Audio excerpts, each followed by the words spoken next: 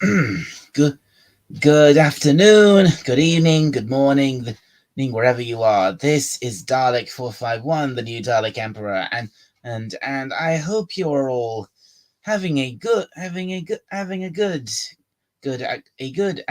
good evening, good morning.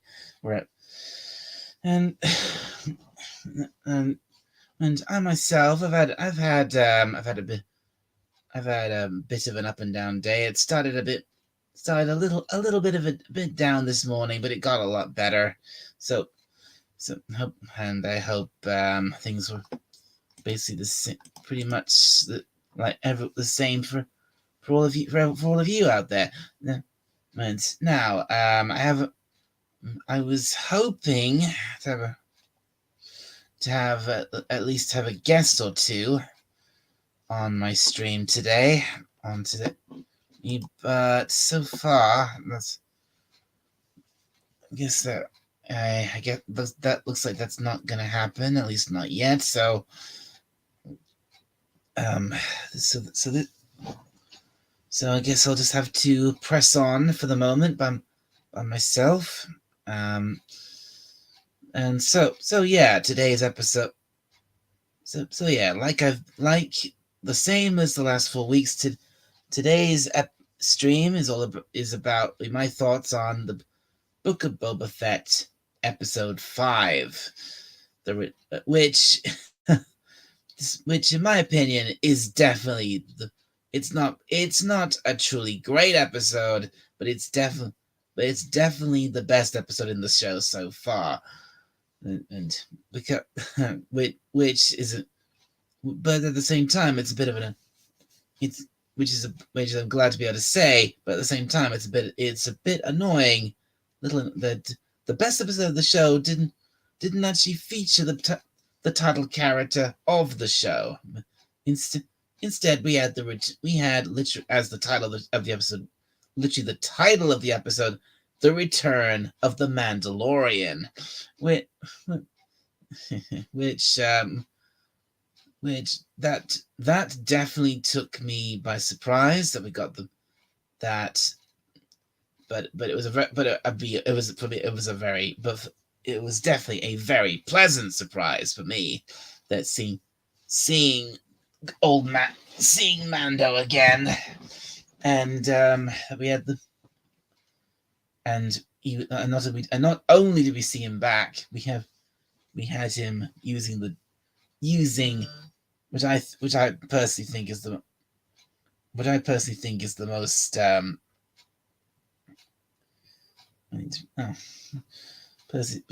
think is the coolest the coolest lightsaber in all of the coolest my favorite saber in all blade in all of Star Wars. We had the dark saber. Now, I think that thing is I think for me that is the coolest lightsaber of them all. It just looks so cool. And my first in the chat, the lovely Sherry. Hello, and yes, I'm having a good day today. So it started out a bit rough this morning, Sherry, but it's definitely a lot better now. I've watched some quite good stuff today, include and that's not just the Mandal not just Book of Boba Fett, but so I hope you too are having a very nice a good day. Okay, Sherry. So, so anyway, yeah. So as I was saying, and the like this today's episode of Book of Boba Fett started out wasn't even about Boba Fett. It was about it was literally about the Mandalorian, which I don't know about you, but again I don't know about you, but I was very happy to see him back. I was very happy to see him. And I'm happy to hear that my day has been good. So, oh, well, that's great to hear, Sherry. I'm very happy to hear that your day has been going well. And give me a sec here.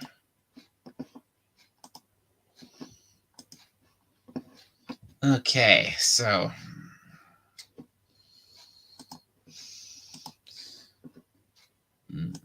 yes,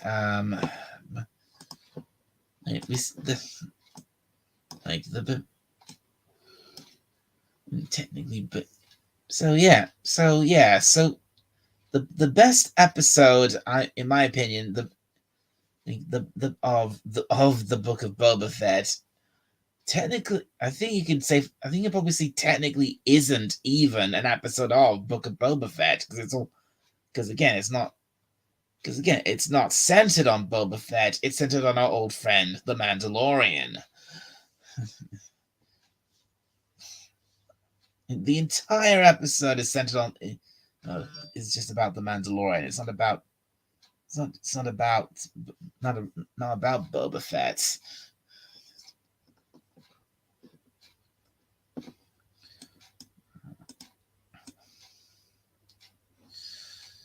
And then, and we see him. The very first scene we see him entering what's literally I think it was like a little bit like it was a bit like a slaughterhouse, I guess we can call it. And he's obviously doing what he does, but old Mando's doing what he does best. He's bounty hunt. He's after a target. He's hunting down doing some bouncy hunt, doing his bouncy hunting gig like he always has done.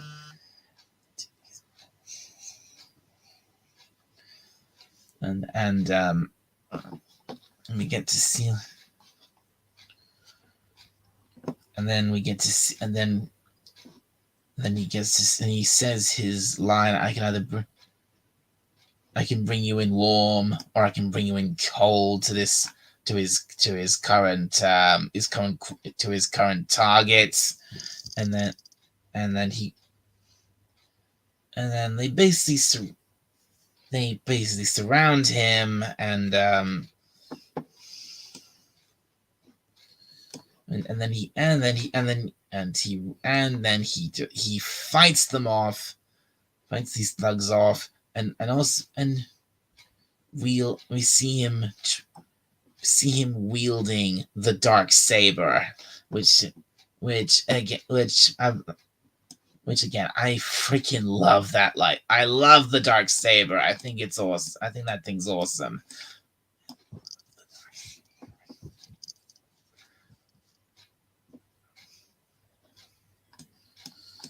No, okay, and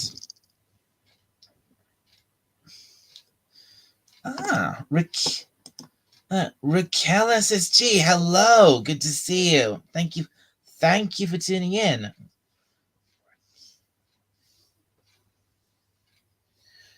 How are you today, Raquel?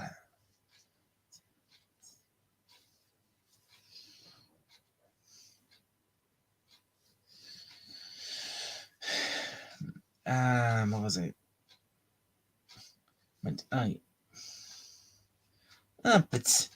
And Potato Revan, good to see you, my friends. And Sherry says, "Good morning to Raquel." Oh, you just woke up, Raquel. I see. I see. Well, it's still early in the morning where you are, isn't it?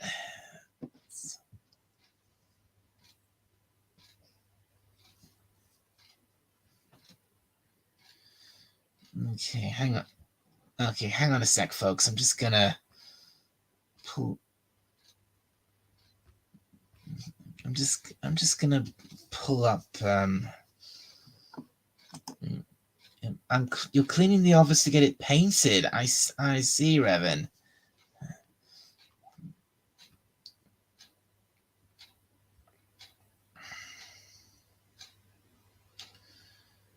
Yeah, it's 10 a.m. in the morning. Right. Yeah, Raquel. Picard to end after season 3. I could. Yeah, honestly, if I'm honest, Revan, I don't really care about them. I don't really care about that. Good.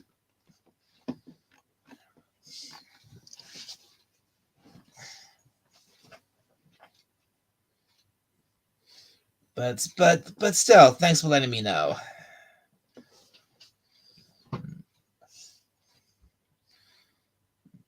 All right, I'm just gonna pull. No, I'm just gonna pull up the episode to help me just help keep my just re-jog my memory a little bit. So just bear with me for a moment, folks.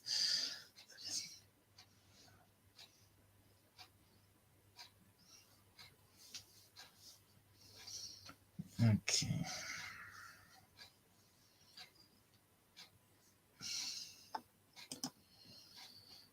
Hmm.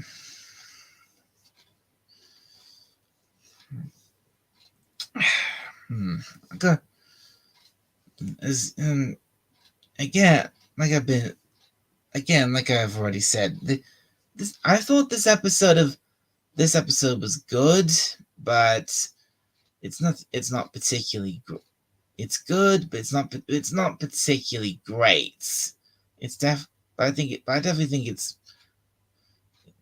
it's good. I mean, but again, the only problem is if it feels like it's like it just it's looks and feels like just another episode of The Mandalorian. It doesn't feel like it's not it.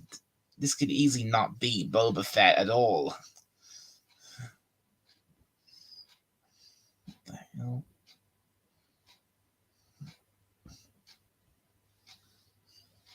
Have any of you out there seen today's new episode, or do any of you just people you just don't care enough to even bother with it?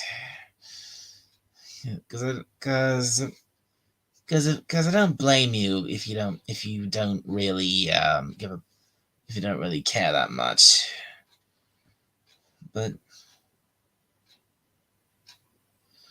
But again,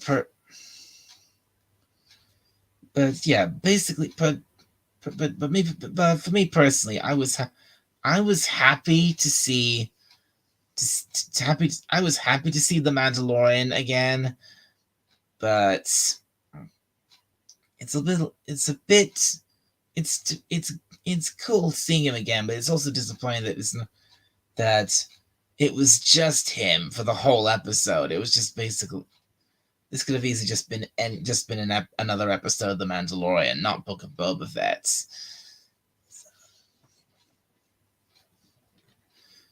I mean, okay, yeah, okay, that's right. Yeah, he threatens his current quarry in the slaughterhouse, and then he pulls out the dark saber and well, he really just really lets them have it. He really kicks ass, and oh, he actually slices one of these one he slices one of these guys in half with the dark blade. I mean, damn.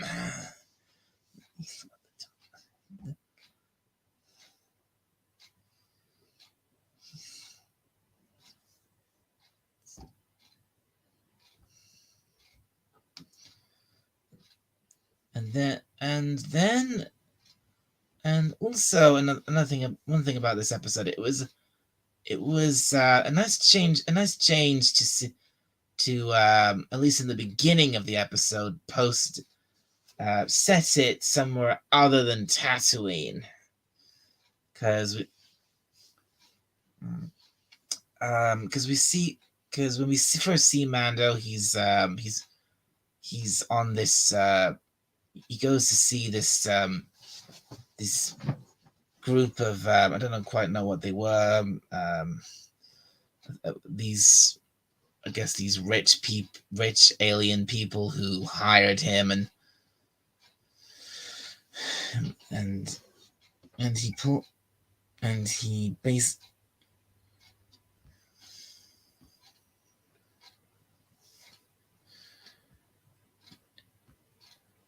and they actually asked him to sit down to dinner to have dinner with them, but he politely refuses.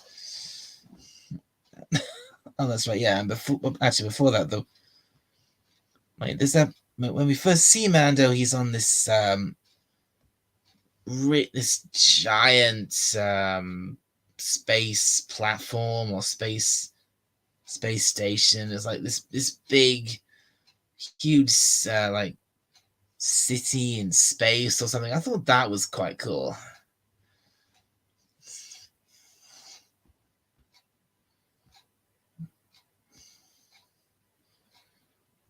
Um,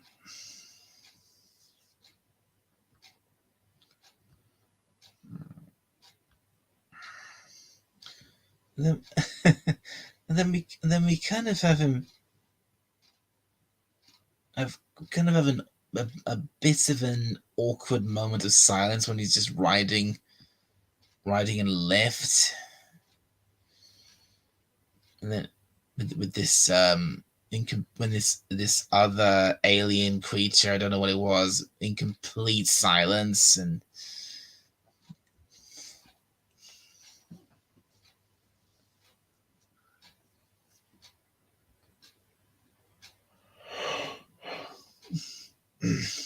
sorry folks, and,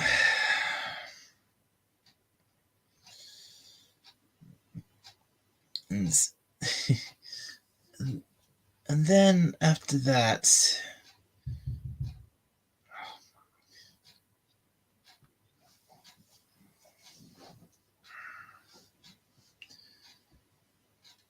so yeah, we see him go. Okay, we then see Mando go and find this these other Mandalorians. It was really, it was cool. And he's and after his fight with the guy, I think he got his leg injured, but when he got brushed, just got brushed by the dark blade, by the dark saber.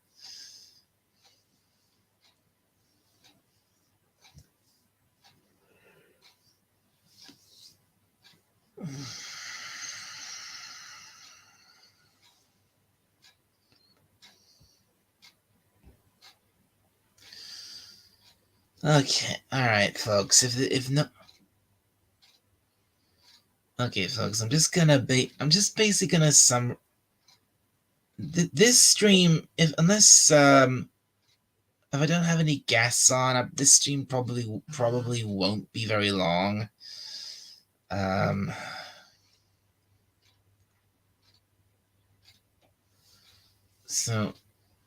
So anyway, yeah. So yeah, he goes, he meets this other Mandalorian. It was that female Mandalorian who was in the who had that golden helmet in his own in that first, I think it was, might have been who he meant to be in the first episode of Boba Fett, of the Mandalorian. And she and we get and then we go we can't and she kind of like starts talking about the noble history of Mandalore.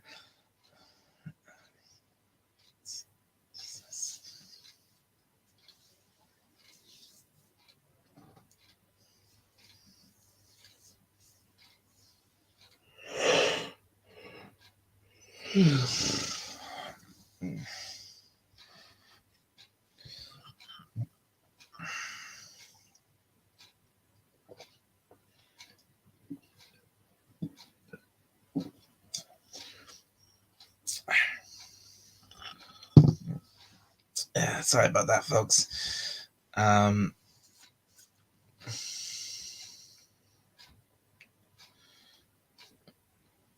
yeah, he sees these.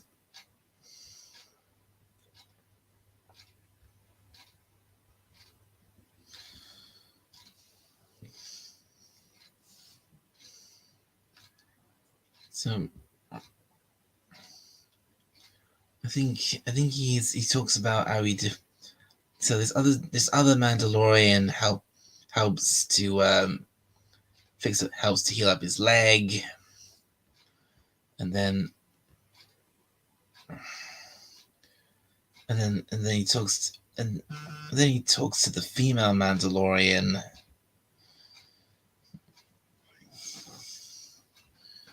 who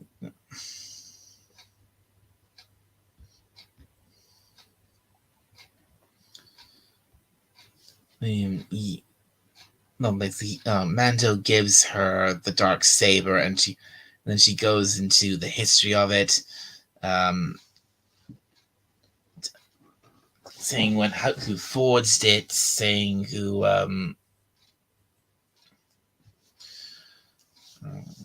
saying what it means for a Mandalorian to wield it,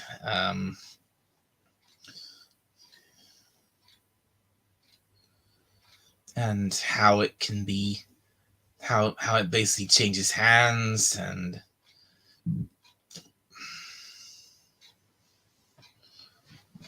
how it needs to be it needs to be one in combat.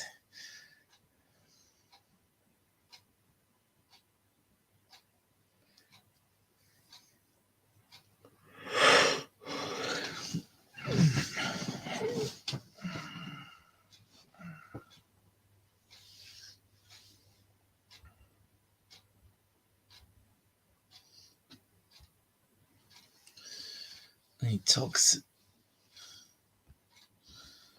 Okay, what else happens? Hang on.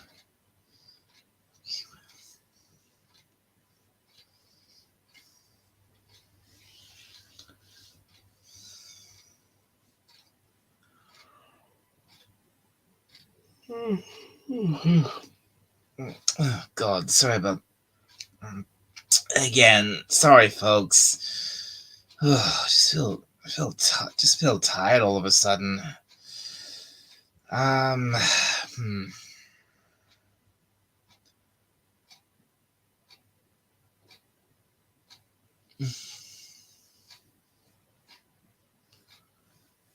Is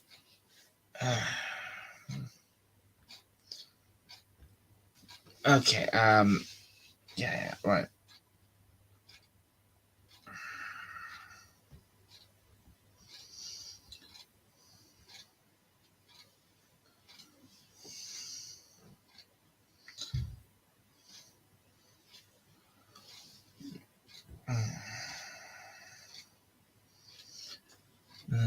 And then I think there's this whole.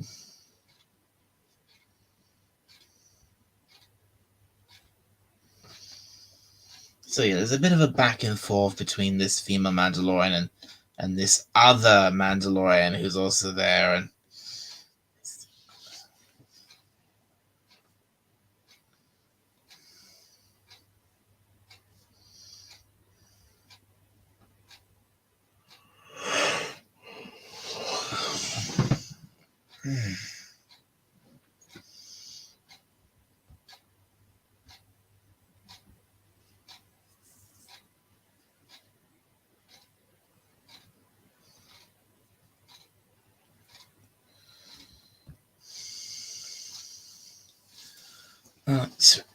and that's right. Yeah, there's the whole thing with that Beskar steel. There's the whole thing with that Beskar steel spear that he has, and he basically he has the female Mandalorian put it in a forge and have it melted down. Also have it melted down to be armor, to be a tiny piece of armor for. Get this, folks. Just down for Grogu.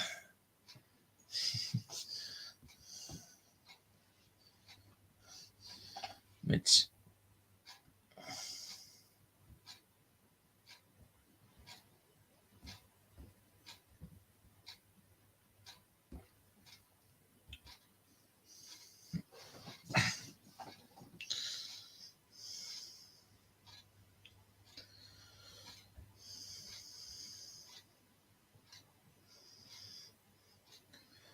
And then just after that, oh, that's right. We get a back.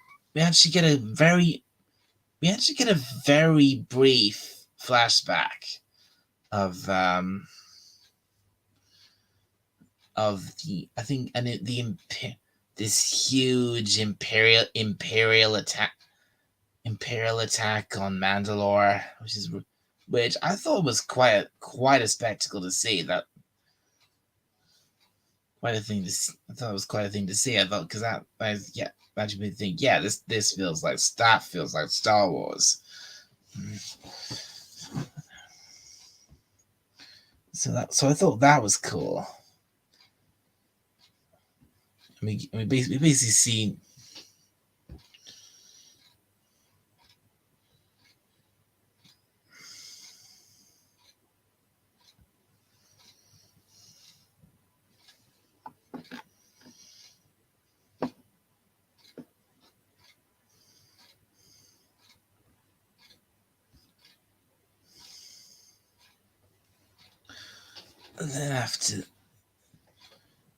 And then after that,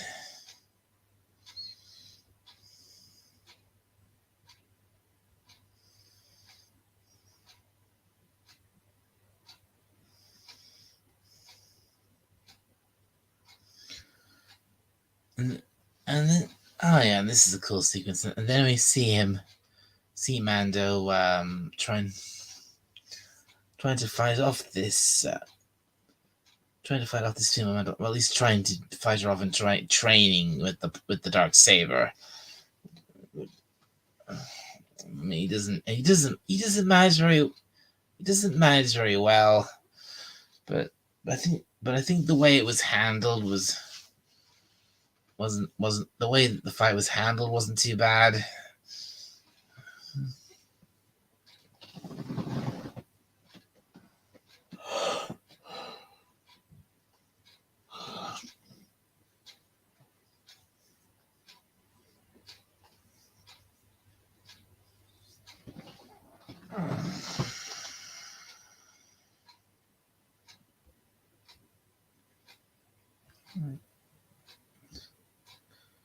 And then the other Mando. Then after the other Mando, he challenges our Mando to a fight, to combat, so he can have the dark blade, because he when he wants it back, because he thinks it belongs to him by blood rights.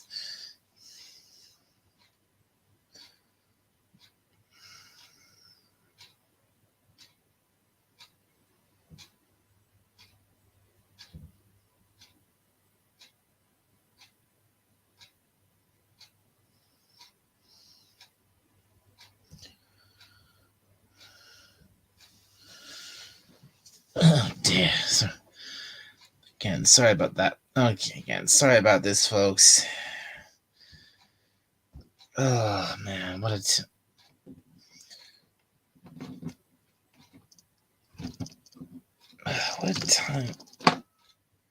What a time for me to get like this during while I'm live.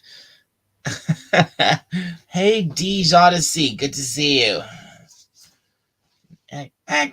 Exterminate!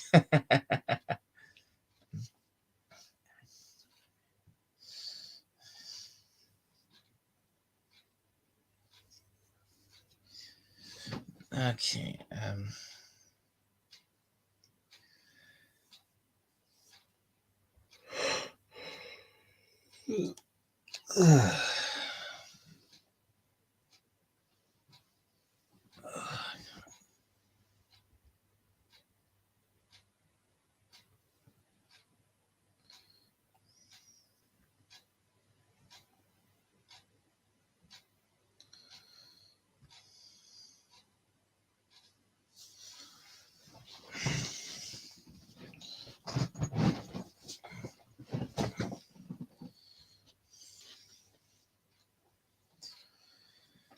So yeah, we have this, I think, quite good fight sequence where we see Mando and this other guy kind of fighting for doing possession of the dark saber, and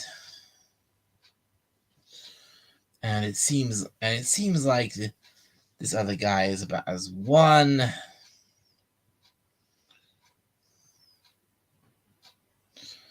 And he's about to he makes Mando drop the saber and picks it up, and he's about to slice through him with it.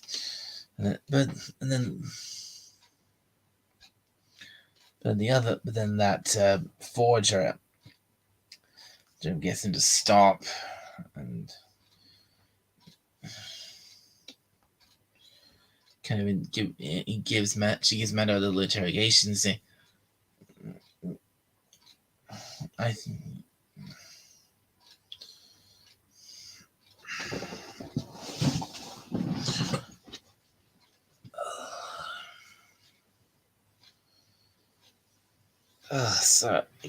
Sorry about this, folks. I'm finding it hard to concentrate on doing this right now.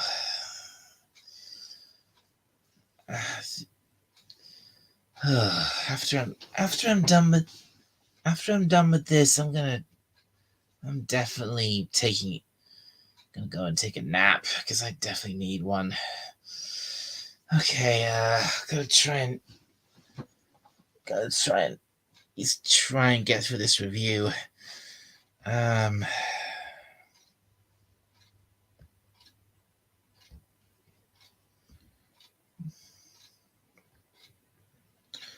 Okay, so yeah, the female Mandalorian, she asks him, have you ever taken off your helmet? And of course, for our Mandalorian, the answer is yes. And well, she's.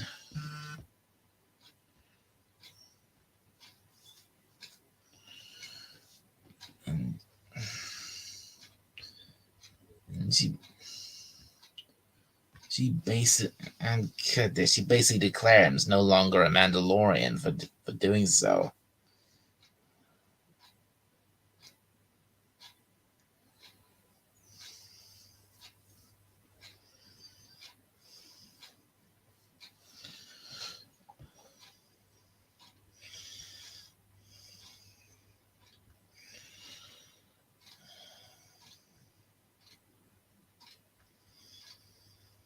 Anyway, yeah, he kind of gets banished. And then he just wanders off, and the Mando just wanders off through this city in space. And then he is forced to unload all of his weapons so he can take a passenger line ship to actually, I think, to Mandalore. Not Mandalore, Tatooine.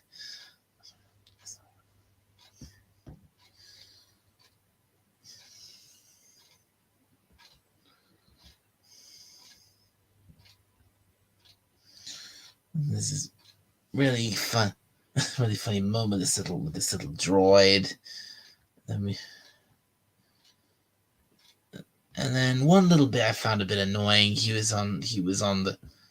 see him in his seat on the passenger transport, and then this little alien kid just sits up over the top of the chair, and just looks at him. It's like, what? It's almost like what was the point of that? But I guess that reminds him of Grogu a bit. So.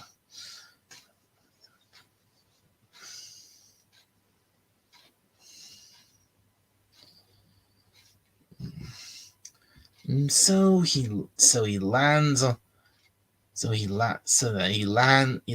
Tatooine. He gets his Basically, he was told to get rid of all of his weapons and put them in storage while on the ship to Tatooine. But no. But then when it lands, he gets all his back, and then he gets his weapons back, and then he goes and sees that that engineer woman that we always saw in Mandalorian, and she's she's trying to chase down a womp rat.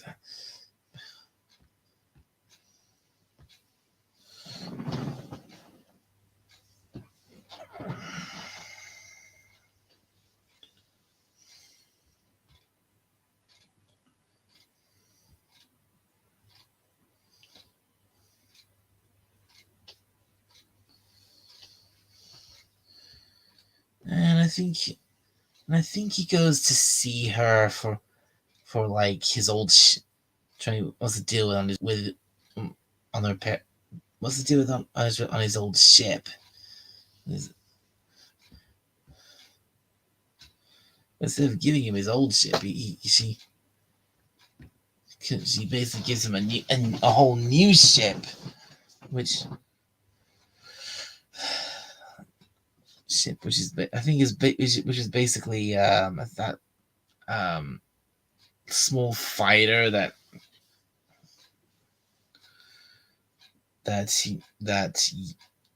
young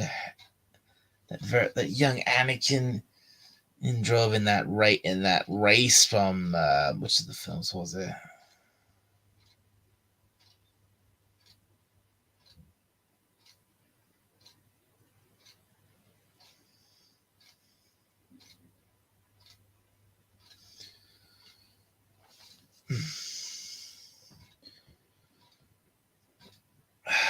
Again, sorry about this, folks. I really am. I just can't seem to properly. Again, I'm struggling to concentrate on this show, um, on myself for the episode. I'm just out of it. I don't.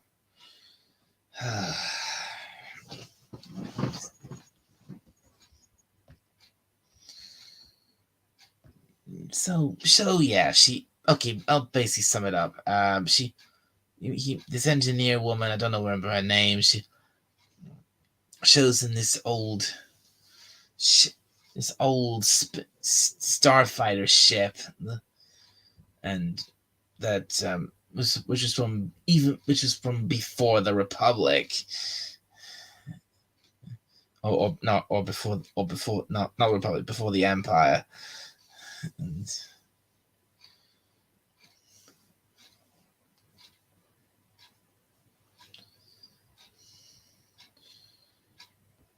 and well, he thinks this ship is like an old jalopy. It's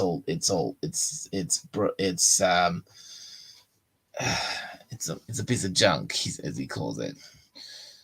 And then for a good chunk of the episode after that, we mostly just see her and Mando just rebuilding this starfighter. It's something called the N1. If that makes any sense to anybody.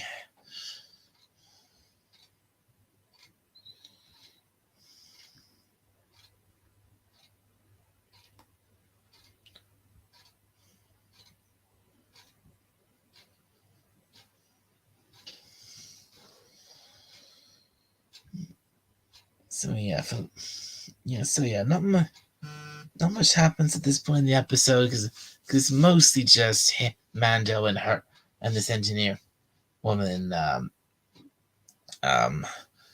putting this little shit back together, and with occasional appearances from Jawas, and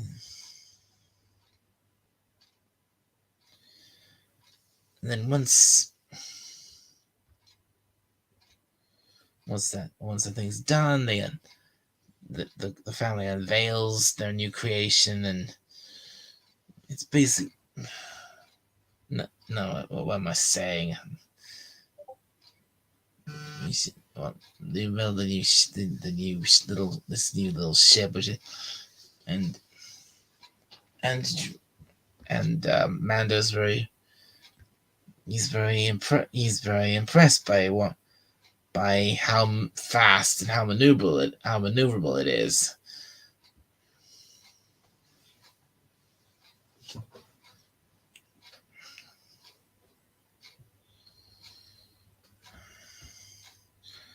So Mando basically takes this new ship for a test drive, and he's speeding about all over the place. And then, which it was cool. It was cool seeing him flying this little ship and putting on big bursts of speed in this thing.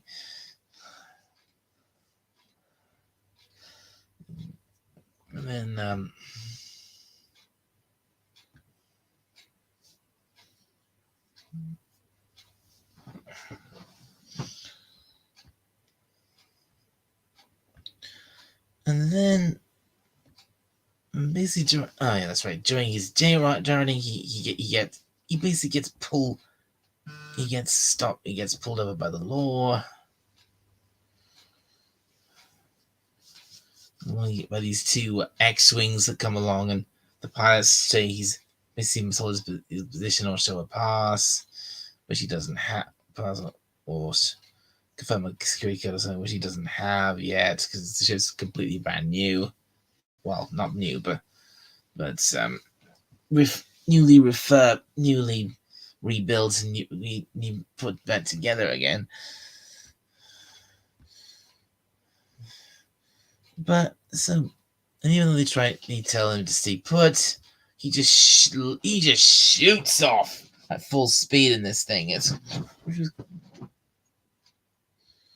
Which was pretty cool. And then in the X-wings, the older guy explains to the younger guy that about how fast this little ship is. I think it's called the N1.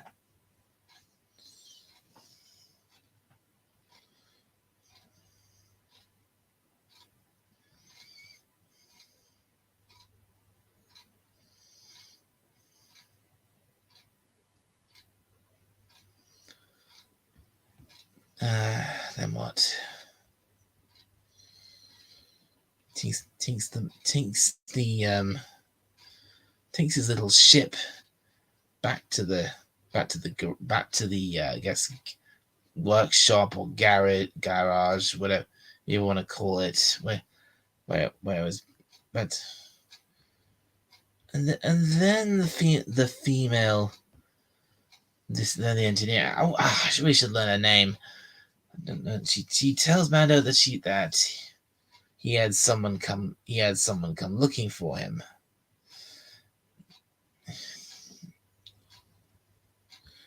And then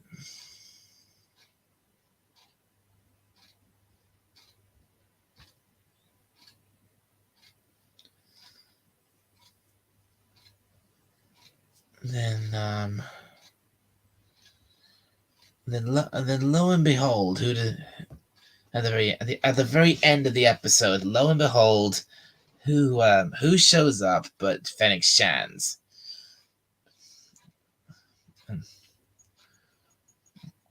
And she kind of gives the lowdown on what's happening with her and Boba Fett, and she says we need muscle for this, and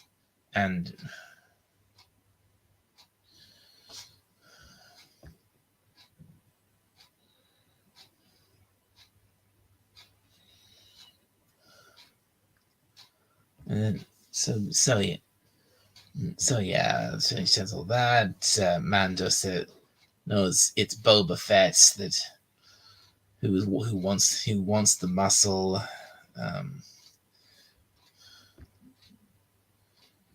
Then so she pays him, and then at the very end, Mando says,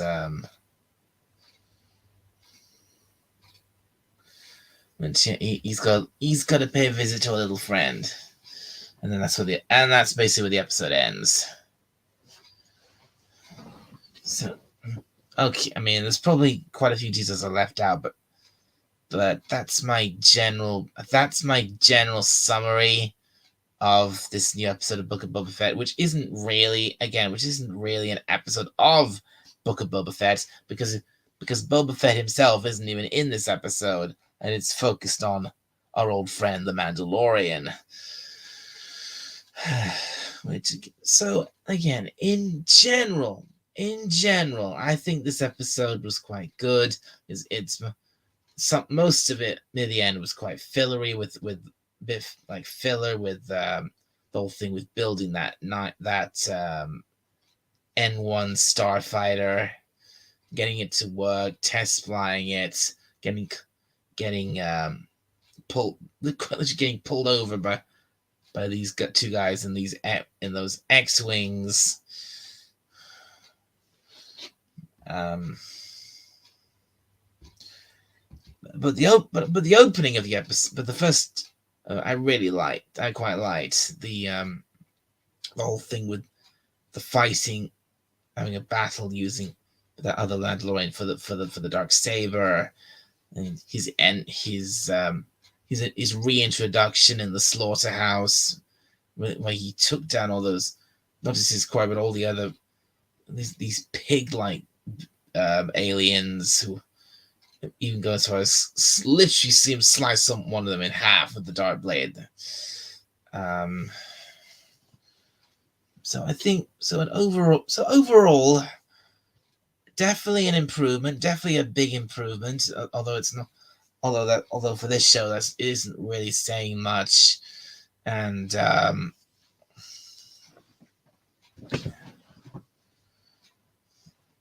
again, Boba Fett wasn't in this episode at all. This could have easily just been an episode of The Mandalorian,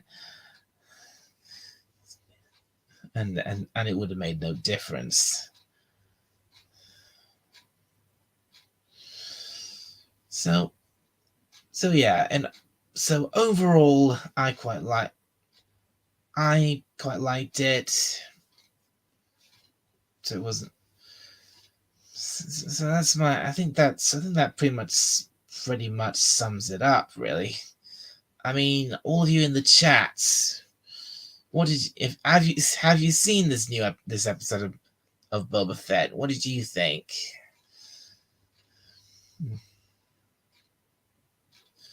And again, sorry about all the the long, very silent pauses, because I just oh man, I've been struggling with this a bit, because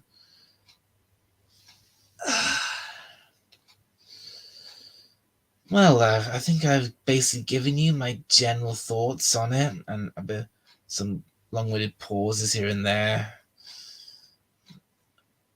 Overall, I think it was good. Don't know about what you all think. I know some of you don't really care enough to even bother with this show anymore. Didn't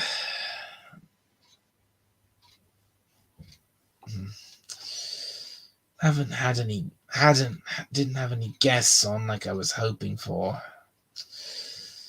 That's all right. Maybe next time, eh? I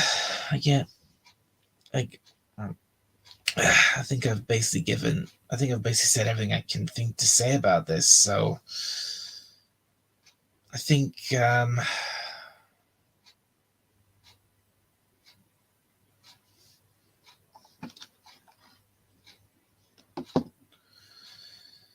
oh, hey, son of a red shirt. Good to see you. That's red shirt. You've actually dropped in at just the moment where I'm actually thinking of wrapping this up because I think I've pretty much said everything I can think to say about today's episode of The Mandalorian.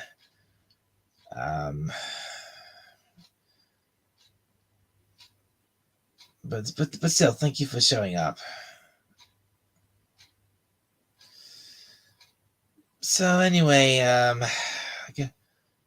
unless anyone wants to, I think unless anyone wants to pop in and just have a quick chat about what they discuss, basically what they thought of it. That's all. I think I'm gonna end this stream. Probably end this stream here. So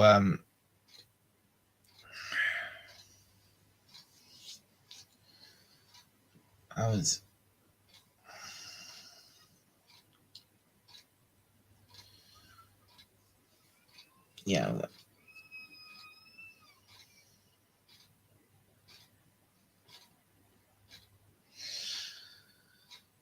All right. So anyway, yeah, I can't. I think I've basically summed up everything. Again, I think I've basically summed up everything I can think to say. So I think I'm gonna end it here. So thank you, everyone in the chat.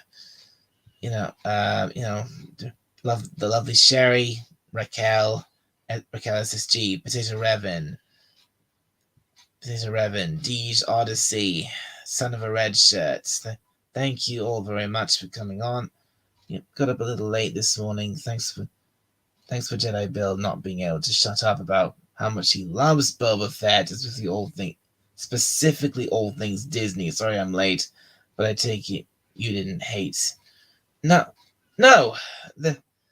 Son of a Red Shirt. This episode of Boba Fett, I didn't hate this one at all.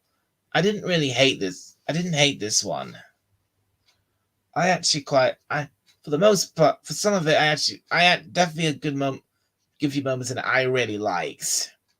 I liked him. I liked seeing Mando fight have his fight using the dark saber. That was great. The opening scene was really good.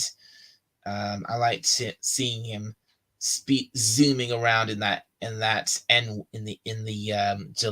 jalopy rebuilt N1 starfighter. It was really, I thought that was really cool. I enjoyed that, even if the build up to it is really slow, where it's just him and that engineer woman rebuilding it. This basically almost a scrap heap from the ground up. yeah. And then it basically ends with Fennec Shand showing up, finding him, and basically recruit him on Boba Fett's behalf. That's how the episode pretty much ends.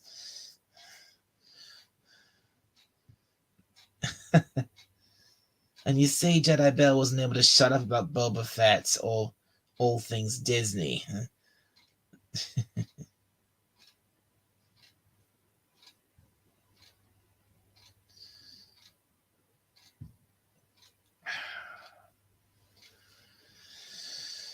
Anyway, again, I think we're coming up to an hour for this stream, and I think I've pretty much summed up my thoughts for today's episode of Book of Boba Fett, which I thought it was a big improvement over the previous 4 episodes. But it wasn't not a great it was good, but not really not true. Not it was good, but not great. It was good.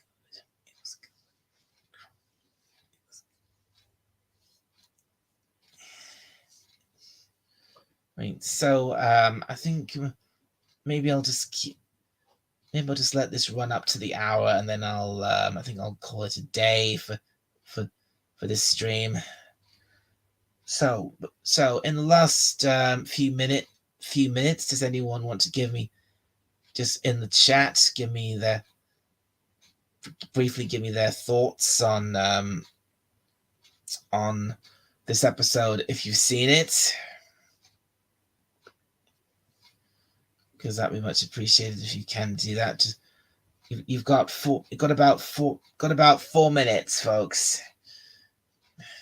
So just type, because I don't think I've got, because I don't think it's obvious no one's gonna actually come on this stream. So I think I'm just, if you can just give me your general thoughts what you in the chat, and then I'll wrap things up. Or LDG, hello. Good. Paying bill, Laurel. Sorry, I got here late, buddy. Yeah, looks like you all did. Yeah, you're not just. I'm sorry to let you say this, guys, but you're not only late. I'm actually about to wrap this stream up, because I think I've pretty much said everything I can think of to say about this episode. I've given my general thoughts on it, which was the whole point of this stream. So I think I've done that. So I think it's about to wrap this up. So I think once this stream hits the full hour, I think I'm just gonna end it. So for today.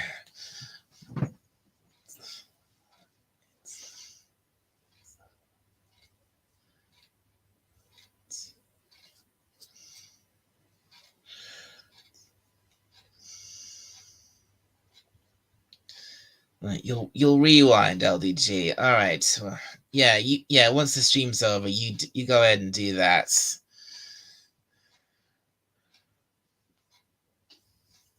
So okay, last couple of minutes, folks. So anyone want to just say in the chat what their brief thoughts on today's episode of Book of Boba Fett were, even though I definitely think it's the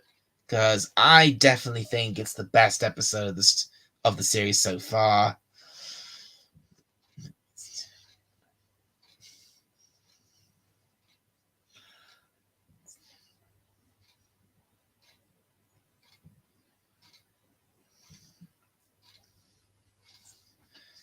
And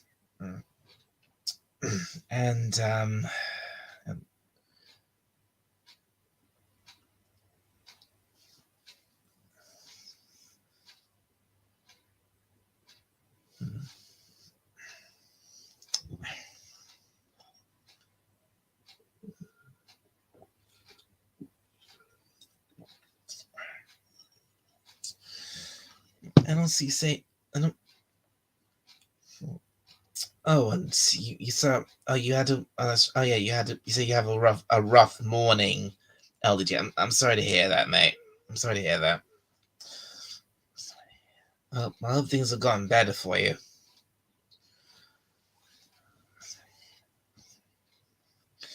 And that's the full hour. So, so I think. Right. So I think I'm going to pretty much end this here now. So I think I've said everything I can think of to say. So, and, I really did just wake up, turn on my tablet, and saw you broadcast. Do you want me to come up, or you're going to throw up in the make you?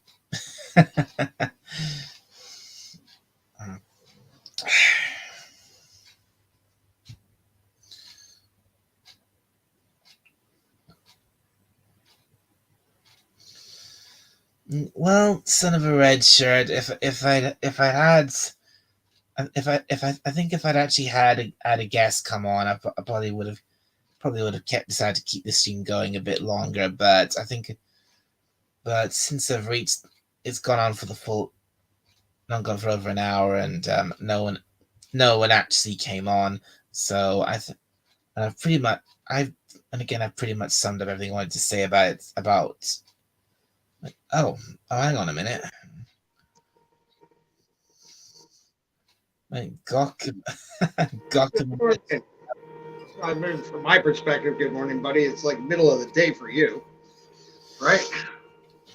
Yeah, it's just going on mid-afternoon here. Mid-afternoon. Okay. We were up crazy late last night. I saw you drop by Boba Fett. I saw you drop by Jedi Bill, and we were hoping you come on, but you. I guess you were ready to throw the towel at that point. Then too, get a little rest before your review. I did briefly. I did tune into Jedi Bill briefly this morning. Yeah.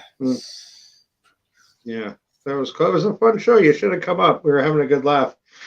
Also, a long discussion about hunting of all things. That's the first time I ever heard that on Jedi Bill's show. It was interesting. A couple of guys like they call me Nobody, who lives way up in northern Canada, who like hunting is, like an everyday thing out there. You got nothing else. You get your supplies shipped in or aired in or whatever. But that being said, okay, forget that. Book of Boba Fett, Chapter 5. Give us your best capsule review. Was it worth my while? Because I haven't seen it yet. And a couple of the guys, they came back and says probably the best episode of the series so far. Would you agree? Yes, I would agree. In some ways, yes, I would agree that it is the best episode of the series so far. Mm-hmm. But the only it definitely is the best episode of the series so far. But at the same time,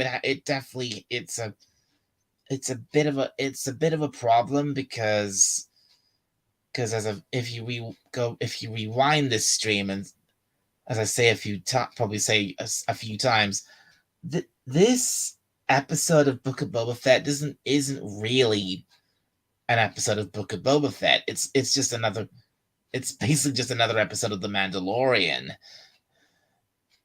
Right, but is that a bad thing?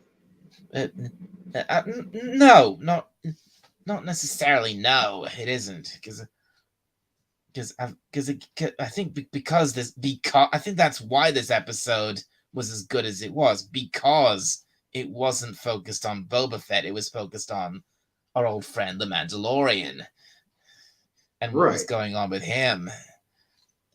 And was it solo Mando, or was any of Mando's crew with him? No, it was just obviously not Gina Carano or anything. Remember, I haven't seen the thing, so I'm letting myself. No, it was just solo. It was pure solo Mandalorian. I mean, we did, for most of it, we do see a couple of other familiar faces show up, but for the most part, it is just him. Right. Because, like I said, because near the end, have you? Mm-hmm. Sorry, I was just going to ask, had you noticed throughout the series so far some of the little Easter eggs they've been peppering the show with? Like when Boba went to you were saying about Mos Eisley. Quick thing, you were saying about me having a rest. Well, actually, no, I wasn't resting. I actually had other things to do before I did the stream. But never. Okay. But anyway, back to business. You say about Easter eggs? Mm-hmm. Well, I've only actually... Well, maybe not, because I've only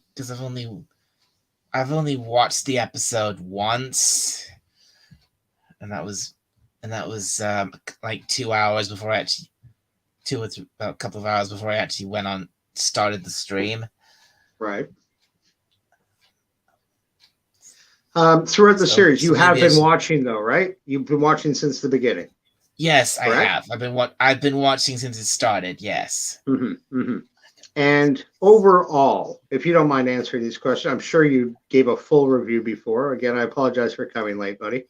But for That's all my right. edification, you because a lot of guys are giving a lot of Boba Fett hate generally, like the series in general. I'm finding some good things. I am. There is some Yeah, good I quality wouldn't stuff say. here. Yeah, I'm not saying this. I wouldn't say this series is all bad. It's just it's just there's some parts of it which really drag on. Feel like are Hmm. really unnecessary. I mean, Hmm. like all the like in the earlier episodes, like episodes 2 and 3, 1, 2, and 3, we had all the flashback stuff with the Right. Tuscans. Yeah. I I got really tired of all that. Mm. It was starting to be like Dances with Wolves or Dances with Tuscans in the desert. That first episode So looked like an homage to Lawrence of Arabia. Have you ever seen Lawrence of Arabia? They took down the train. um I know of Lawrence of Arabia, but I've never actually seen it. Magnificent film. David Lean, Peter O'Toole, Claude Rains, Anthony Quinn, Omar Sharif, and the legendary Alec Guinness, who is Star Wars 100%. Really worth your time. Check out Lawrence of Arabia. You'll love it. I promise you. It's an Hmm. epic, epic film. But that being said, so then wrap it up for me if you want. That the Yeah, series so far has been a little uneven. Is that what so I'm getting from you? yeah, so far the series, yeah, I would say it has been uneven, and it has there have been a couple of there have been a couple of moments I really liked, but not but they're very spread out. Most of it is actually a bit of a drag to get through because especially all the stuff with the Tuscans and and all the stuff that happens in the present day with Boba Fett isn't some of it's not that interesting. I mean everyone's been ragging on that whole what happened in episode 3, I think it was, with that with that with that biker gang. Okay, there's a great question. You're a bit younger than I am, and you live in the British Isles, presume. I never did ask you I exactly where you do. live. Well, I do live in the British Isles. Yeah, I do live in the Right. UK. I do. And as I like, when I was a young guy, mods existed. They called them mods. The guys they listened to the specials, lots of ska music. Mods. Yeah. Right. They all rode their Vespas. There was the other brand, I forget it, but Vespa was a popular one. They tricked these things out. I remember. I'm old enough Yeah. to remember Yeah, this. yeah, yeah, That yeah, you know. yeah. I think I've Okay. heard of that. Yeah. Yeah. Quadrophenia from a band called The Who. It was a movie by the band called The Who. Starred Sting, who I've was heard from of the the Police. I've heard of the Who. Yeah, the great bands. Hmm. And that movie, all the guys, they dressed sharply. They were like, well, sharply, like they all. It was almost a uniform back then, but part of the uniform Yeah. were their Vespas, and they'd trick out their Vespas. They put extra mirrors on. They give them flashy paint jobs.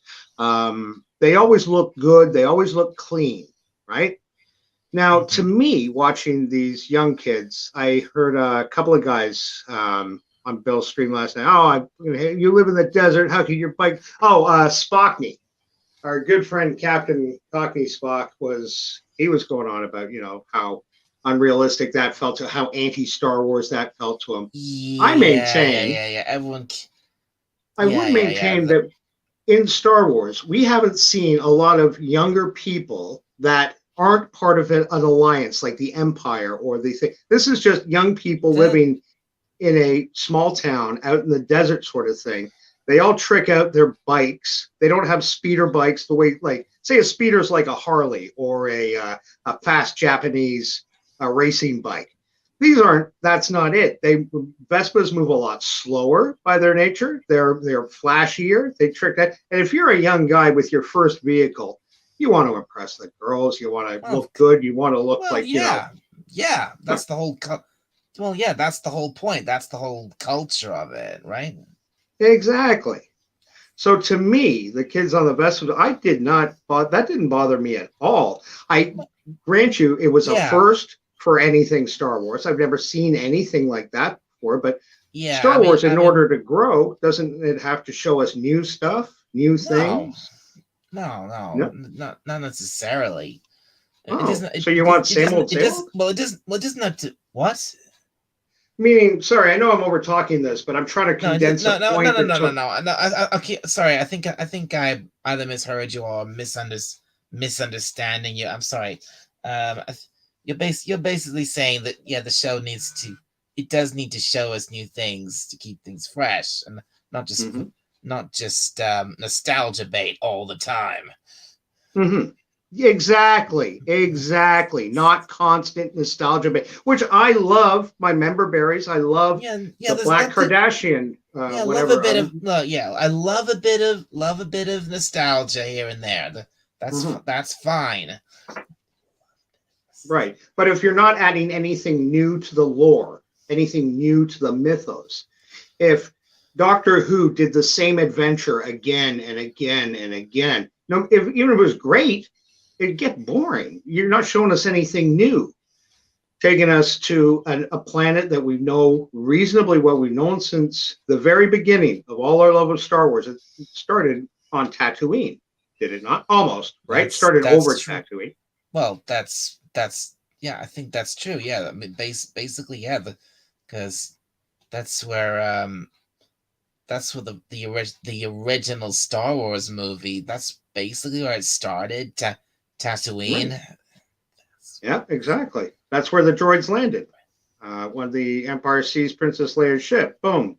On first planet we were ever on was Tatooine in Star Yeah, Wars, yeah. The in the very way first. we saw Star Wars. So you could argue that technically Tatooine is actually the most important planet in all of Star Wars. Mm-hmm. That's an interesting thought. That never even occurred to me. You're right.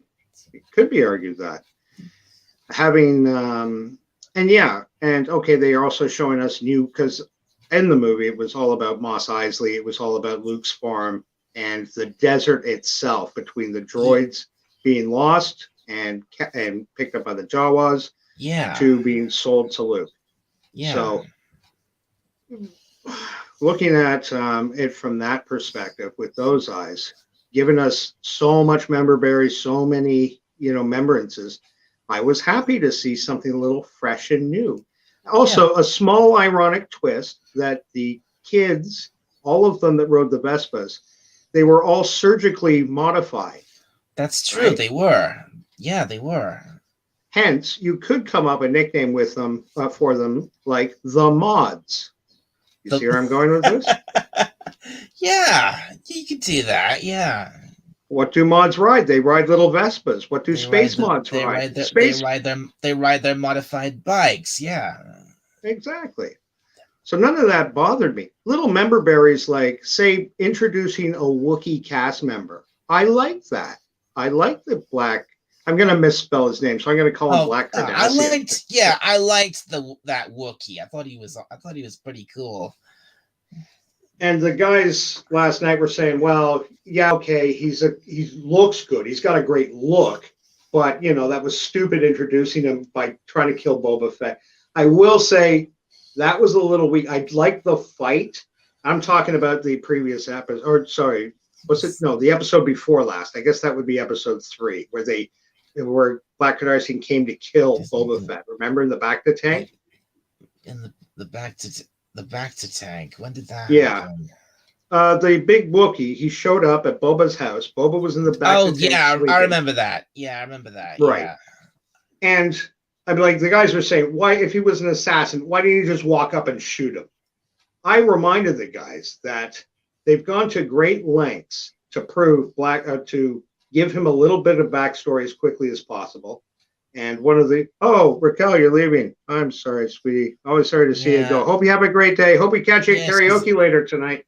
Yeah, she's on the way out. See you, Raquel. Have a good day. Yeah. With the Wookiee character, though, he was remember, he was a gladiator, right? He beat people to death with his fists. That's what he did for years, and they established that. Yeah, they did establish that. again, logically, if he was going to murder the guy, I do concede Yeah, the if you point if, that he again, if should you have just if pulled you out a if you're gun and gonna shot him through the thing. yeah, if you're gonna he was just, I mean, come on, he was in he's in this pod, he's lying there completely defenseless, and you Right. can, but what's the most efficient, quickest, most efficient way to assassinate someone? Just get out a gun and shoot them while they're defenseless. Right. But as I said to the guys last night, he isn't an assassin. That's not what he does. He's an enforcer, right? So you can, in my mind, you can forgive him for just wanting to kill Boba Fett by his hands. That's the type of guy that Wookiee is. And they've established that he was a pit fighter, a gladiator. They established That's in the true. next episode, he ripped off that guy's arm, remember? Just Yeah, why? Because he was yeah. sick of looking at their faces. He just got up, walked I across the love. room, and cleaned house on a bunch of. I cheered for that moment. I cheered that moment when he ripped that guy's when he ripped that guy's arm off. No, that was solid. That was a great moment. It had a lot of flavor, but it did tell me that the kind of guy he is, he's a hands-on guy. He'll beat you until you die and be happy to do it before shooting you, because shooting you anybody can do. Only Wookiees, only a guy as strong as a Wookiee can go over and slap 5 Trandoshans around and rip their arms off, and they'll take it. Yeah, you know? Yeah. He also got those electric knuckle dusters, those electric brass knuckles, ones with the big points. Yeah. Yeah. The Jennifer Beals, who you may not remember, she was a very popular star years ago, and I gotta say, my God, she was beautiful as the Twi'lek. Oh, the she Twi'lek bar was. owner. I can. Yeah. I'm not gonna. Oh, I can definitely. I'm not gonna deny that. Yeah, she was gorgeous as that Twi'lek who owned the bar. Right, and she came and tried to talk him down when he had that when he had the Trandoshan. I think it's the same race that Boss was. I wouldn't call that talking down. I would call that lecturing. Well, really? Because she came over and told him like how great he was, how great everybody remembers him. His name is still feared in the ring. Why bother killing a couple of Trandoshans? Look, we'll cancel your bar bill. Why don't you just let him go? And instead, he gives a little growl, rips the guy's arm off, and pays his bar tab in full. Yeah, that's what I thought was cool about the moment. He's just like, "F you, bitch," and he rips the guy's arm off. Yeah, and because he is who he is. He's a pit fighter. He's a gladiator. He's the toughest guy in the room, and he's ready to prove it at a moment's notice. And some guys in life are like that. They just want to fight. They don't necessarily want to kill. They just want to beat the shit out of everyone and look at me. I'm the toughest guy. I can understand that. He just loves he doesn't necessarily want to. He just loves the thrill of the fight. That's what he lives for. Mm-hmm. So, if all that is true, then him wanting to beat Boba Fett, remember, is a name to be respected in the Star Wars universe. For him to be the guy he's supposed to be, yeah. Well, and he's getting his respect back. He's taken over Jabba's palace. He's taking over Jabba. He's now no longer a bounty hunter. I saw that interview with Tamara Morrison where he's saying, Boba Fett is talking a bit too much, and I wish they'd cut that out. I wish they kept more mystery. Yeah. And I feel for the guy. I really do. I mean, there's something I gotta say. As much as people can. I know a lot of people are split on this show, and but what saddens me a bit is just hearing these people slagging it off just because it was made by Disney. I agree, 100%. 100, but you hit the nail on the head. The problem right now, I think, with a lot of people in the fandom, we can't separate our anger with Disney with anything new they're putting out. It's typical, because I've heard this so many times. It's like if you watch this channel, Mr. Brown Alliance, he's been reviewing Book of Boba Fett as well, and I've listened in on those streams a couple of times. He's like saying things like typical typical bland Disney rubbish. And I was like, oh my god. You know what? You know as well as I do. You're a pretty savvy guy, Dialect. That's why I come here. I like your reviews. I love your Doctor Who stuff. I wish you were doing more.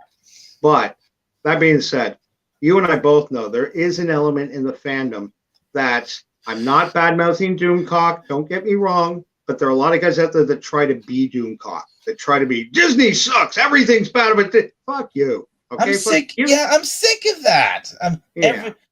I'm sick of people just hearing all these other big channels. Like, all they ever do is bash Disney. I'm sick of that. Of course. So this is why I like hearing you being a dissenting voice, somebody that's got his own brain, somebody that thinks for himself, but somebody that's willing to give a chance on the work, not where the work is coming from. You know, it's not like Disney is a sexual predator or something that we should shun and fucking lock in a cage. It's a corporation. They're out to make money. It's just Disney is just a business. They're not necessarily if you want to don't blame the company for the product. I mean, I suppose you can do that, but with respect, I think you got that backwards. Don't blame the product for the company, right? Oh, like it's not Jon Favreau's fault that Disney gets money everywhere. It's not Tamara Morrison's fault that Disney goes out and tries to exploit whatever they can, and sometimes they do. But we're intelligent enough to see there's a corporate side to Disney, and let's call it a creative, spiritual side to Disney. One can't live without the other. Yeah, they can't set. And some people, and these other people, they can't seem to separate one from the other. Yes, exactly. Disney did, right? But you can't. It's like I hate Disney. It's just like I hate Disney, therefore I hate I hate this or I hate that because they made it. I was like, shut the fuck up. That's not a review. Exactly. Well, it is, but it's a bad review. And you don't do bad reviews. This is why I like you, Dialect. You think for yourself. I said last night as a joke that you've got no filter. And that's one of the things I like. Yeah, yes, of course you have a filter. You did say that. You did say that. I tuned in literally just in time for you say that about me. I was making a joke at my expense and yours, I think, when last we were on Jedi's Bill's, one of his last karaoke stream, and I was singing Elvis Costello, and I don't know if you knew your mic was on or not, but you're like, oh God, this is awful. I can't listen to this. And I'm like, dude, I'm singing my heart out. I thought we were pals. What's going on? It was funny. We were all having a great time. It was a good joke. Yeah. Yeah, look, we were all having fun in the other day in that stream. I know I was having fun there. Oh yeah, and I hope to see it tonight. Bill's doing another one apparently. He's already asked me to be there. Great. Yeah. He's going to make it a regular every Wednesday night thing. He thinks, just a place midweek. People can come by early. It's going to be for him. It's early for me. I'm on Eastern Standard Time. And it's going to be 6 o'clock. I'm not sure how that works into your schedule, but we love having you there. You're a lot of fun. Is that 6 o'clock? Is that like 6 o'clock in the morning for him? No, 6 p.m. our time. So it's 6.5 hours from now. 6.5 hours from right now. Well, 6 o'clock in was it? Where is Bill? And Bill's Central, Mountain Time. East Coast. No, he's Mountain Time in the United States. I'm in Toronto. Mountain so I'm time. Eastern Time. Yeah. So for him, it would be 4 o'clock in the afternoon. But not to make things confusing, I just looked at my clock here. It's 11:36 a.m. in Toronto, and it'll start at 6 o'clock here in Toronto. So 6.5 hours from right now, he'll be going on with the Jedi Bill's Wednesday karaoke. It's a new show he's going to do every week. If he can show up, great.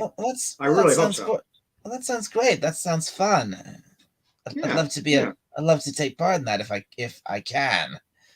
Sure, it might be like midnight for you, I guess, or 1 o'clock in the morning. What time is it for you now? It's 25. It's 4:36 p.m. here. Okay, so about 20 10:30 about your 20 time. it's about Or- 25 minutes to 5 here.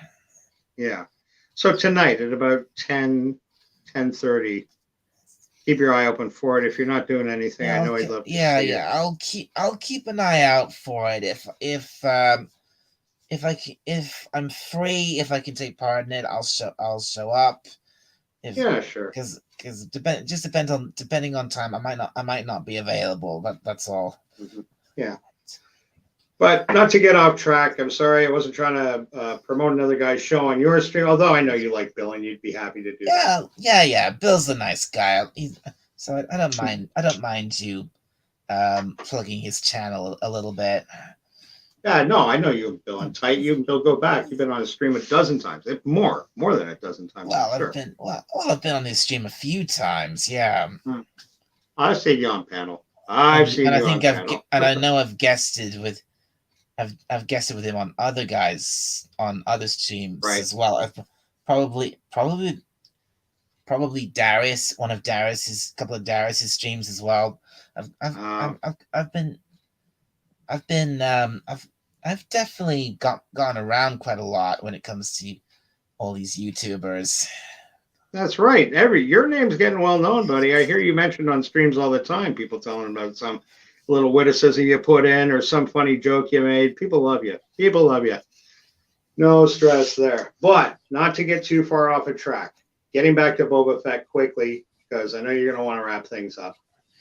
Yeah. In the end, given that, if I may ask, given the member berries, sorry. I mean, it's like we're just back on that whole thing with the biker gang and the Vespers and all that. Mm-hmm. I've heard a lot of people keep saying, comparing that to the Power Rangers and that's a cheap shot. A cheap shot. And here's the funny thing. Look, people that are comparing it. I just want to say that's not the impression I got at all. No. Somebody came up with a funny soundbite, and now people are stealing that funny soundbite. This is my problem with these guys, that they listen to one or two big name reviewers. They don't watch shit. They watch it, speed watch it, don't absorb anything, and then run. What did Critical Drinker say? What did Mueller say? And I'm talking to the big YouTubers, and there are others. Oh my God! Didn't one guy in the stream in Bill's stream earlier on? I think I heard someone say something like just watch what Critical Drinker has to say and then sum it up from that. Oh fuck no! I was like, that was me. Yeah, that was me making a joke. You said that. Well, and then I said nah, I'm gonna watch this episode myself. I'm gonna review it, give my personal thoughts on it. That's what we need. We need stand-up guys that aren't afraid of the other channels, that don't fall in line just to fall in line. If you like it, great. If you don't like it, great. What I come here for is your unfiltered reviews, not hearing what Critical Drinker had to say and then rework through your brain. I respect the Critical Drinker. I think he's a stand-up guy. Of course. But 100%. But his opinion's not yours. What he has to say, that's his opinion, not necessarily my opinion. Exactly. Maybe they'll match up. Maybe they won't. You're your own man. I was going to say you're your own dialect. You can do your own thinking for you. Yes. Right. And that's why people come. I didn't come to hear Critical Drinker's review through your mouth. I came to hear your review through your mouth. That's why I come. And you're also enough of a stand-up guy to say, you know what? I like this episode. I'm fine with it. That's okay. Maybe they're getting it on track. It's definitely not the best Star Wars thing I've ever seen, but I think it's easily the best episode of this Star Wars show so far. And that's what you came to review, this episode of this Star Wars show. So, to sum up, all that you've seen between, no matter... Sorry? Sorry, don't just say because from the very first scene of this episode was really good. I really liked it because we really get to see Boba Fett doing what he does. Did I say Boba Fett? I meant the Mandalorian. We get to see the Mandalorian doing what he does best. Right. Bringing in bounties, I mean, kicking ass, and even and heck, we even actually see him slice someone in half using the No dark way. saber. I loved that. Oh, that's pretty cool. Well, that kind of puts a date to the thing too. I didn't know that because he gave up the dark saber to what's her name? Starbuck. I forgot her name in the series. I'm blanking on it now. I'm going back to the Mandalorian episode. Didn't he? Or am I mistaken? Do you remember in the Mando? He got the dark saber from boss Moth Gideon. Moth Gideon, I I think think it it is. was Moth Gideon. I think it was something Moth Gideon. I think he was called. Yeah. Right. And I'm right now. I thought he gave it to. Oh God, I forget her name. I remember her best as Starbuck from Battlestar Galactica. Kid Kara Thrace, the blonde girl. She's great. She's great. I loved her. She did the voice of the same character in the Star Wars Clone Wars TV show, and or the other one. What was the one that came after Clone Wars? The cartoon, the animated cartoon. I'll run to the cartoons now. Yeah. Yeah, but I'm just saying that's where they introduced the character. You talk about the girl who had the dark saber at one point. Yeah, she basically wants to be the queen of the. Yeah, I know who she is. Star Wars. She was that girl. What was her name? I know this girl's name because I've watched all of Star Wars Rebels. I know this girl's name. Rebels, exactly. That's what I was looking for. Rebels. She was in Rebels, and they got the same woman that did the voice of that character played her live. I love that little touch in The Mandalorian that they brought her. Yeah, it was the same woman. Same woman. She's an actress. That's awesome. I love that. Yeah. So with the darksaber was a plot point. Who had the dark? It was like Excalibur in a way. You ruled England if you had Excalibur. The whole. I really, out of all the, I mean, sure, there's lots of different lightsabers in Star Wars, obviously, but the dark saber is easily like the most unique one, and just the history, the lore behind the it looks awesome. The lore behind it is fascinating. And what it what it's supposed to represent is really cool. Anyone who wields it is anyone who wields it just is supposed to said to be able to unite and lead Mandalore, and it's just I really like the whole I love the concept of the darksaber. Right. So for me, having it in there is a definite plus. Kip Ellis just chimed in and said, I love today's episode. Maybe they spent too long fixing on Mando's new ride, but that's my only small, tiny gripe. And that, honestly, Kip, from guys that are being honest. That was I think that's the only real main problem with the episode. When they actually get to the whole thing with that new building that new starfighter for Mando, it slows down quite a lot. But wouldn't that be necessary because he lost the Razor Crest? That's gone. You know, that toy's no longer available. That's off the shelf. You mean his old ship from his own series, the Razor? Exactly. That's what it was called, the Razor Crest. And yeah, he doesn't have that anymore. Yeah, so he needed a new ride, and they gave us a backstory. So hopefully, when the Mandalorian comes out, we see the new ride. Everybody's going to go, okay, there it is. There she is. What was the name of it? Do you know? Did he give it a name? I haven't seen the episode yet. So, what's the name of Mandalorian's new ship? The Mando. Mando is his new. What was the name? Oh, the name of his new ship. I'm not. I don't know if they gave it a name in the episode. Okay, that's cool. But maybe they're saving that. At least they've not given it one yet. No, I don't. No, as far as I remember, I don't think they actually gave it one. At least not yet. Right. Okay, that's not bad though. You know, maybe they're saving that for his own show to name it. That's fair enough. I gotta say, again, watching Mando take this shit, this new little ship of his for his, well, basically this little speeder of his for a spit for a test flight. I enjoyed that. I thought that was cool. I thought that was fun. Mm-hmm. Yeah. Okay. Great. This goes back to what I'm saying, though. This is why I like you, buddy. You're not afraid to stand on your own. And even if the other channels are going, more Disney shit, you separate exactly. the bullshit from what's true. You're here to review Boba Fett, not Disney's corporate policies, not Kathleen Kennedy. I'm not here. Yeah. Exactly. I'm here to review the episode. I'm here to review the show. I'm not here to speak about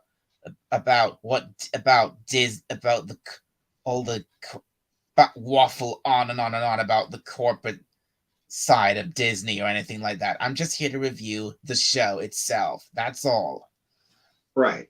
And we need more guys like you that are willing to stand up and, you know, and just tell it like it is, not how it isn't. Because that's not how it isn't to me. Talking about Disney in a review, fuck you. I don't want to hear your thoughts on Disney. That's not what I come here for. Yeah, I'm not gonna mention Kathleen Kennedy. I'm not gonna mention any Bob Chapek or Disney or anyone at Disney.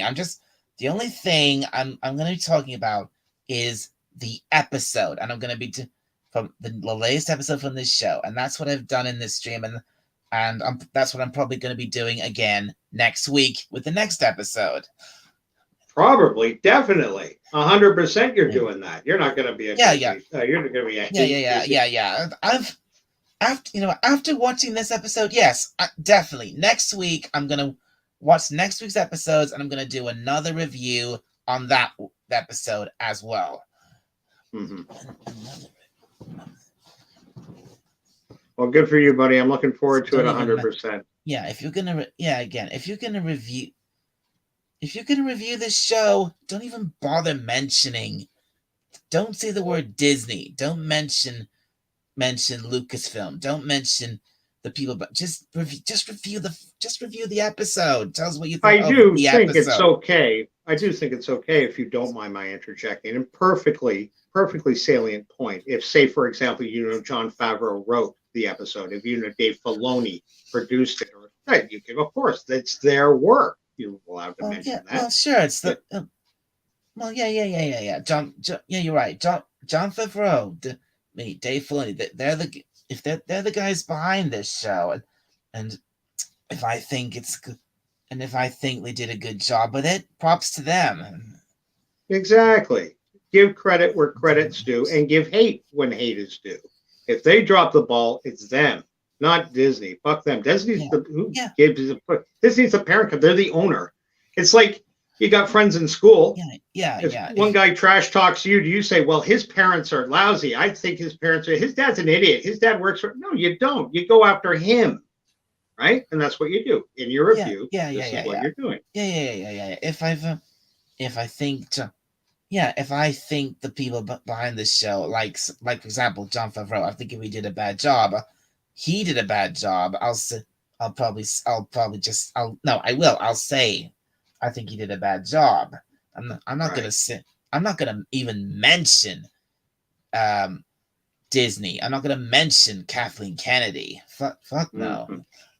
People do that for hate clicks. Because people are mad at Disney and they realize that, oh yeah, you say Disney is bad, and people will go, yes, you're right, Disney is bad. Fuck that. Think for yourself. Yeah, I just find that so sad that these guys, these bigger channels, they get so many views because all they ever do is say how shit things are, how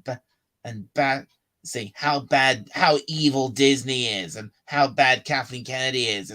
It's all the same across all these channels. It's like just review the. It gets so review tired. The work, not the corporation. You're not a corporate reviewer. You're a movie reviewer. You're a television reviewer. I'm not here to say anything. I'm not here to give my thoughts on what I think of Disney, the company. I'm just here to I'm just here to review a show. That's all.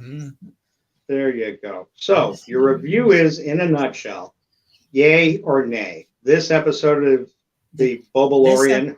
this this episode this episode for the most part, yay.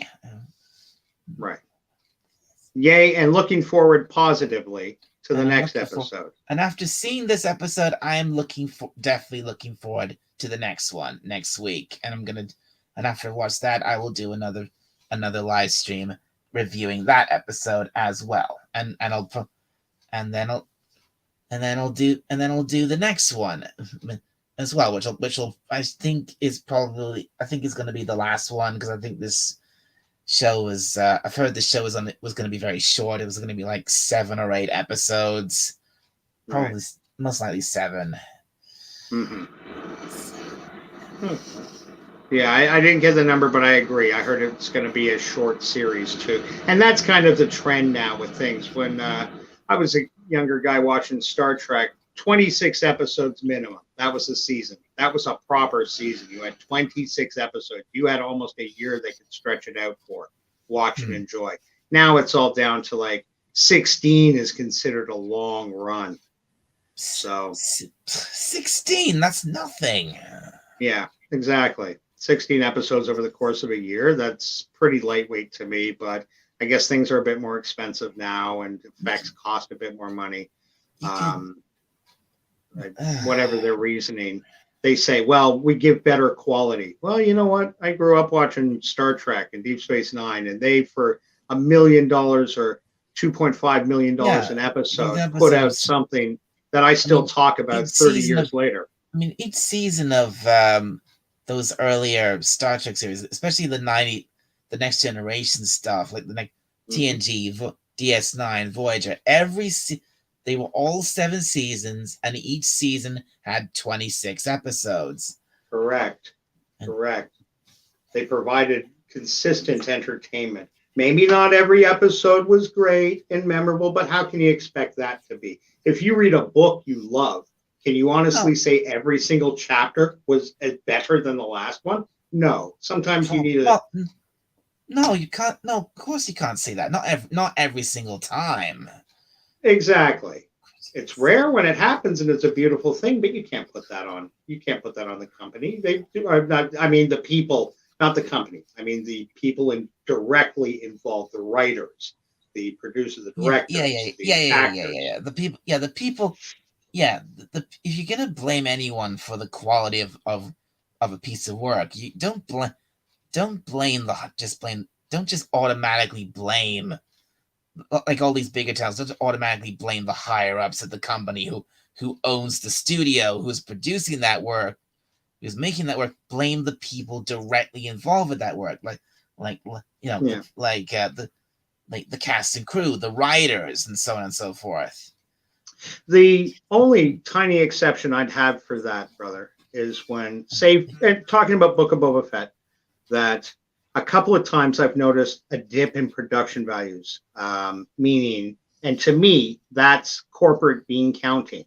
I can't believe the director said, yeah, cheap out on this shot. Do it. Do it cheap. No, he didn't. Yeah, he would have gone I'm not. Yeah, I know. I kind of know what you mean, especially because, again, do you remember the chase sequence, the chase scene in episode 3? That I could just tell looking at that was really cheaply and very lazily shot in some places. There was one scene in particular. I don't know if you're going to remember it the way I did. I groaned inwardly, and I've seen it a couple of times, where they were attacking the train, the Tuskens, and the train spinning by. The attack on the train, yeah. Yeah, the train effect itself I'm fine with, but I'm talking, there was one scene in particular where they're shooting out the window, and you see a sand dune like a quarter mile away, and 2 Tuskens and a Bantha are there.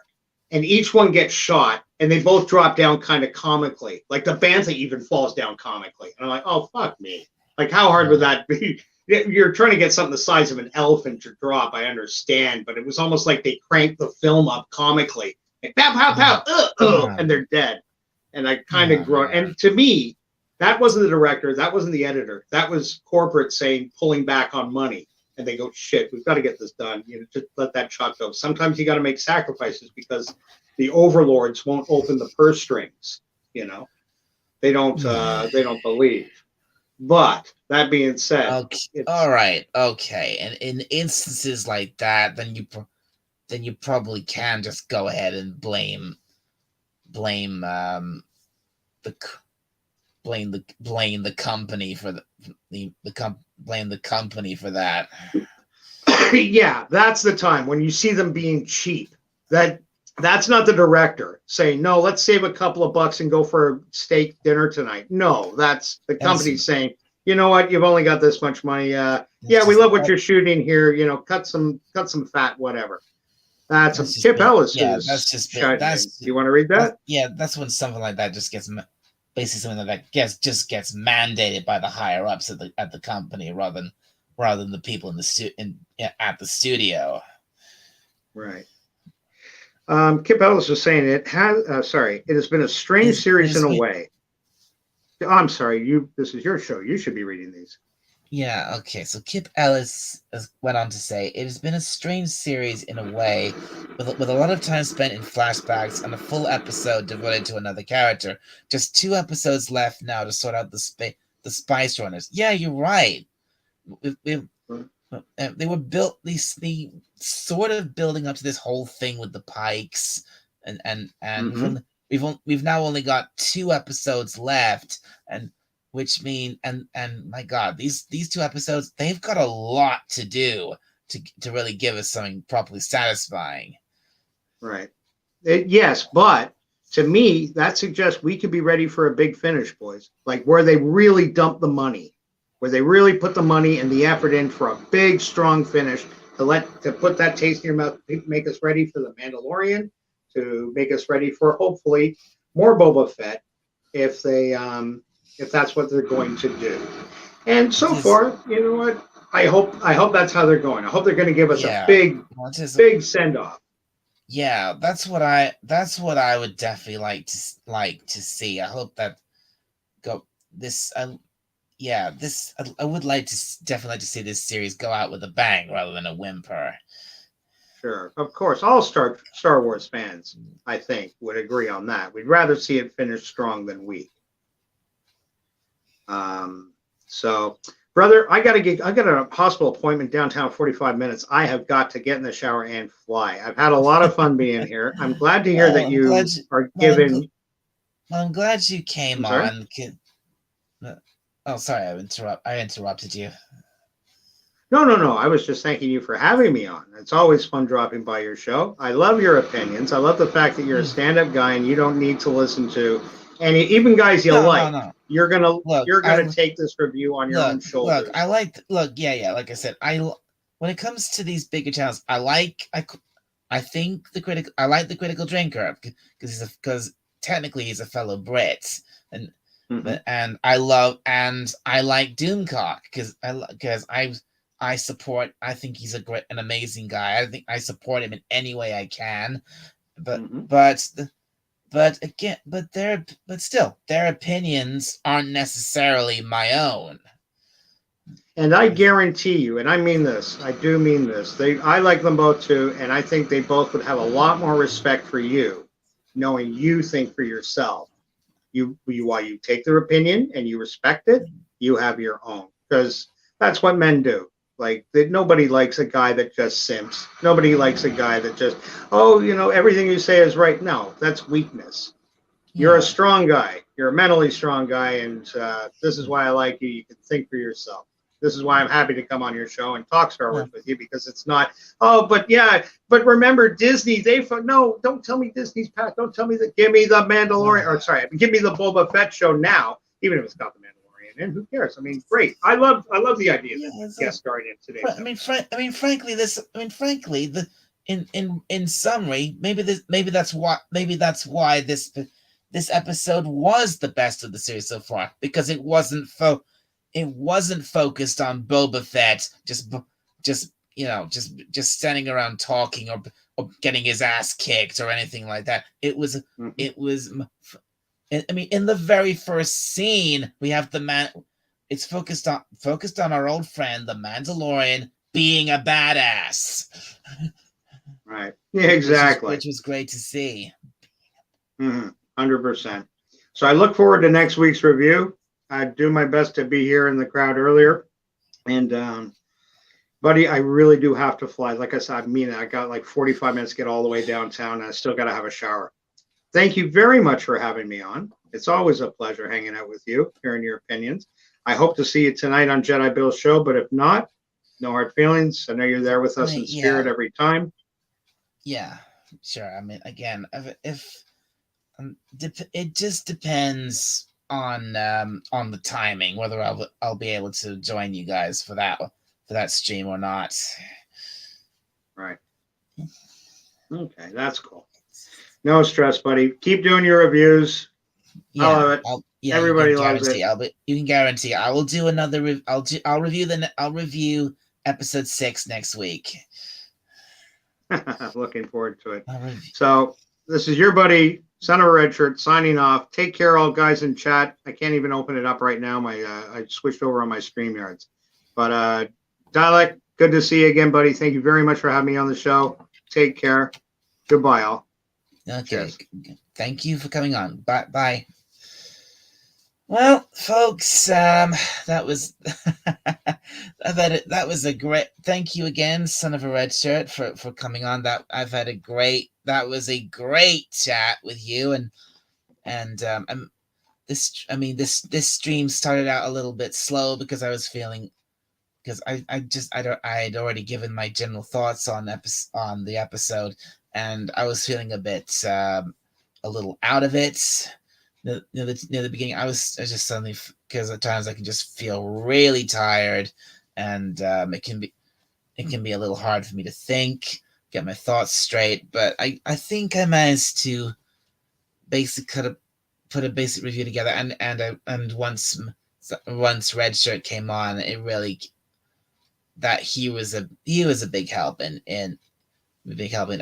helping me really wake me up a bit, really get my brain going, and help me summarize things up the way we did there. So thank you, Red Shirt, for coming on. Thank you for that. That was a great chat. So I think really now this stream has now been going for nearly 2 hours. So I think it probably is time to. I'm gonna wrap things up here, and I will see. So yeah, I will see you all next week for episodes discussion on episode 6 of Book of Boba Fett. I hope to see you all here for that. And so thank you. So again, thank you everybody for showing up. Thank you, lovely Sherry, Raquel, Potato Revin, and D's Odyssey, the Son of a D's Odyssey, right? LDG of Geeks and Joy, Raquel SSG, and Kip Ellis, and of course, my big thank you to Son of a Red Shirt for being on and being a great guest. Loved having you on, Red Shirt, my friend. I hope to speak to you again soon, and I hope to see you tonight on Jedi Bill stream. But for now, everybody, again, thank you all for coming, and for now, I'll see you all next week. And for now, this is Dalek 451 signing off. Good night, everybody. See you all later.